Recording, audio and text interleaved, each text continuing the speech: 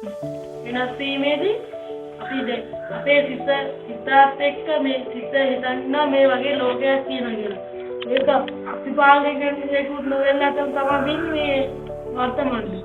ඒ මොකද අපි මේ හිතින් හිතන දේත් එක්ක අපි ඒ දෙයට මුලාවෙන් බැඳිලා ගැටලා ඉවරයි.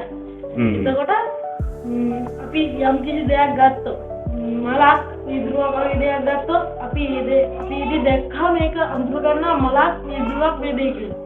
එතකොට අපි ඒ දෙයට අපි ආගින්න දෙනවා මුලාවෙන් දෙන්නේ වගේ බැඳෙන්න අපි උත්සාහ කරනවා. එතකොට මෙතන තියෙන්නේ අපේ පංචේන්ද්‍රයන් හට ගන්න තැන් වලදී එතනින් සිත උපදිනවා. ඒ සිත ක්‍රියාත්මක කළා තමයි අපි ඒ වගේ දේවල් වලට ඇලෙන්නේ හා ගැටෙන්නේ. මේ ඇලෙන ගැටෙන්නේ නවත්තන්න අපි අවබෝධ කරගන්න ඕනේ මේ අපේ නිර්වාණ මාර්ගයට නම් අපි මේ මනස කියන දේ හරියටම කිව්වොත් අපි මනසෙන් කඩාගෙන පයින්න.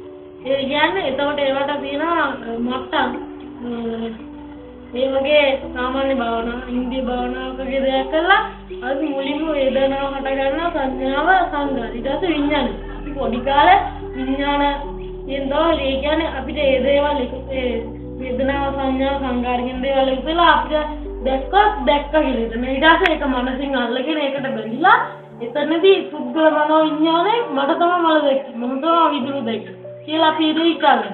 එතකොට අපි එතන මුලා වෙනවා. ඒක කැතයි හරි ලස්සනයි හරි කියන්න එතනදී අපි මුලාවෙන් ඒකට බැඳිලා ඉන්නවා. රාගයෙන් බැඳිලා මුලා වෙනවා. අර මේ නවත යනකොට හැමදේම වෙනස් වෙනවානේ. ඒක තමයි. එතකොට අපේ සිතත් වෙනස් වෙනවානේ. එතකොට අපේ පංච ඉන්ද්‍රියන් වලින් එකපාරකට එකයි එන්නේ. අපිට දැනෙනවා කයට දැනෙනවායි ඇහැට පේනවායි වෙන්නේ දෙකක්. මේ දෙකම එකට එන්නේ.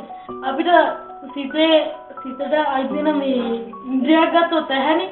ඇහෙන් අපි දකිනවා. දකිනකොට ඇසයි ආලෝකයයි රූපයයි ගෙල්ල තමයි අපිට ඒ දේ පේන්නේ. අපේ ඇහි තියෙන කණ්ණාඩිය කියන ඔපේට ඒ දේ පේනවා. එතකොට සිත එතන ඉපදිලා ඒ දෙයට ක්‍රියාත්මක වෙනවා. සිත බැඳෙනවා.